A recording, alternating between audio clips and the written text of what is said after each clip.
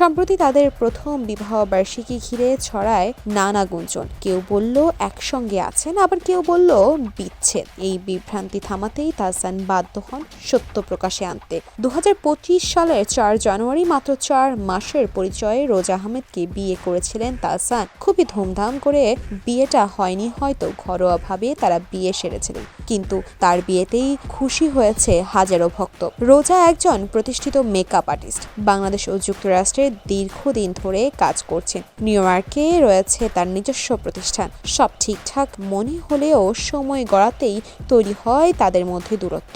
এই কঠিন সময়ে তাহসান নিজেকে সরিয়ে নিয়েছে কোলাহল থেকে। তিনি বলছেন, ঘুরছি, বই পড়ছি, এই সময়ে বই আমার সবচেয়ে বড় সঙ্গী। শুধু মানসিক নয়, শারীরিকভাবেও কিছুটা অসুস্থ বোধ করছেন তাহসান। তাই ফোন নয়, হোয়াটসঅ্যাপেই কথা বলতে স্বাচ্ছন্দ্য বোধ করছিলেন। ভক্তদের কাছে তাহসানের অনুরোধ, দোয়া করবেন যেন এই সময়টা দ্রুত পার করতে পারি।